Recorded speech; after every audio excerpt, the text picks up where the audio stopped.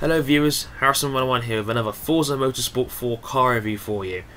This is the 4th episode, and on this episode we're going to be going to Japan to take a look at a car that's featured on Top Gear and has blown the socks off many in the automotive industry for how well built and how amazing it is, and how it punches well above its weight for what it actually is, and a replacement to a classic in the Nissan franchise. And in this episode we're going to be reviewing the Nissan GT-R SpecV.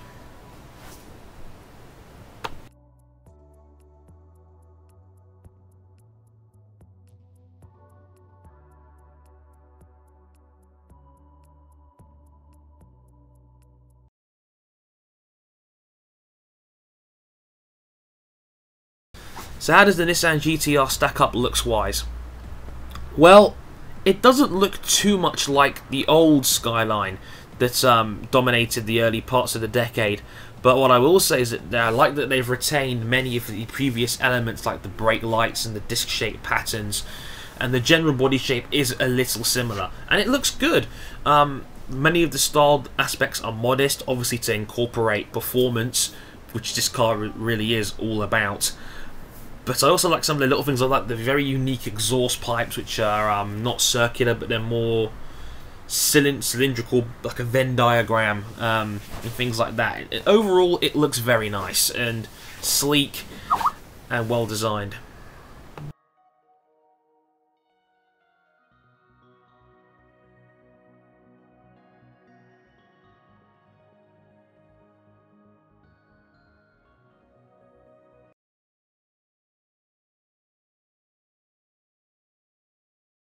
See, here's the funny thing with the Nissan GT-R SpecV.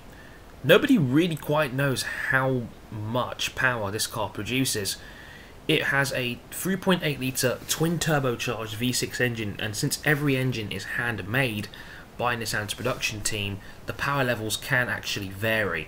But Nissan claim to have 523 brake horsepower, and it goes from 0 to 60 in 3.9 seconds, 0 to 100 in just under 8 seconds, and onwards to a top speed of 195 miles an hour. This car was also one of the faster cars down our 1 mile drag strip, recording a time of just under 28 seconds. The reason for this being is the car runs on a 4-wheel drive system and is extremely fast off the line, as well as its very good launch control systems. Very, very rarely will this car be beaten to the first corner, which is always a good attribute to have in a race. This car is actually very powerful and very punchy for the actually rather small amount of brake horsepower it actually has.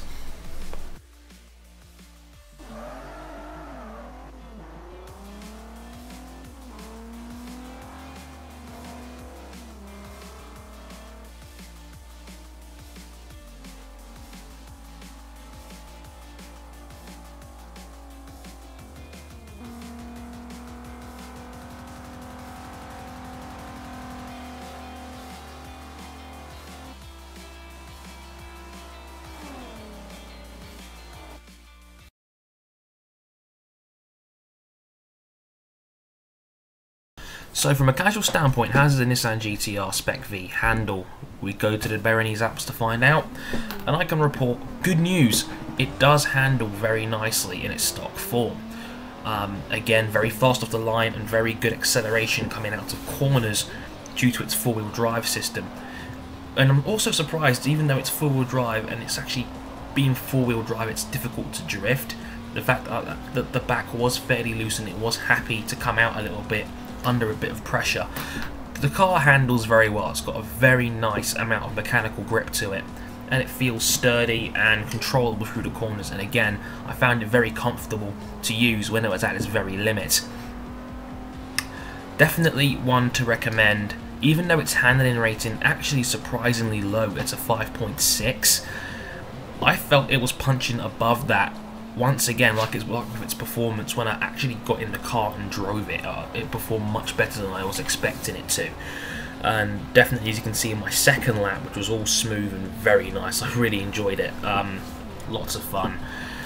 Definitely one you can check out from a handling standpoint, even though a certain Stig, aka Kenshin, wasn't quite agreeing with my stance once he turned all the driver aids off and sent it around the Top Gear test track.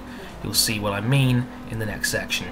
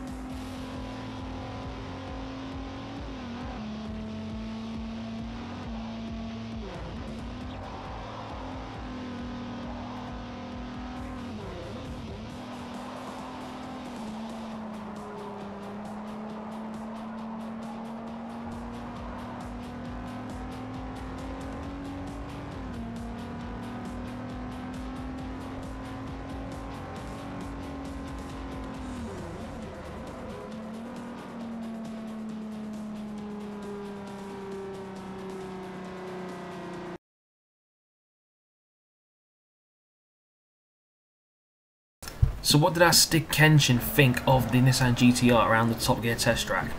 He said the car was very balanced. Like many all-wheel drive cars, it understeers slightly, most of the power going to the rear, so a little more throttle in the middle and exiting parts of the corner, you can get it to oversteer while being in complete control.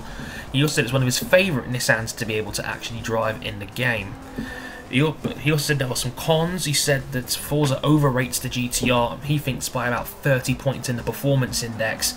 He said it has the same exact performance rating as the McLaren F1 we reviewed earlier in the series, and although it's fast, everyone would agree that it just isn't in the same league as a McLaren F1. The overrating is shown in the half-second slower it is round the Top Gear test track compared to that McLaren F1 from my second review.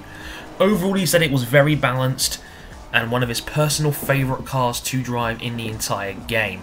So very enjoyable, very fast lap, but not as fast as in McLaren F1, also in the S-Class, which we tested earlier in the series, coming in just over half a second slower with a 1 minute 14.8.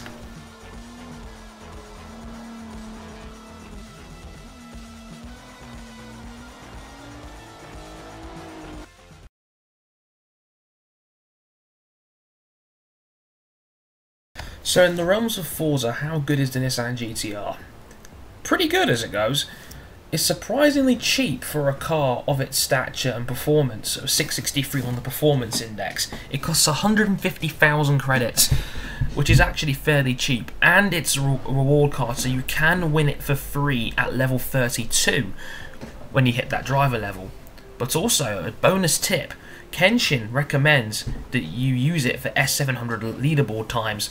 Convert it to a pure rear-wheel drive car, get the performance index rating down to 622, and if you do that, it'll give you more room for things like upgrades to suspensions, to the weight, to the tyres, maybe even a little bit for the power as well. So this car definitely has a lot of untapped potential, and definitely a good idea for a car you can tweak for performance uses, because it definitely has got a lot of attributes which makes it a very good car and very easy to drive, and it definitely holds up well in the world of Forza.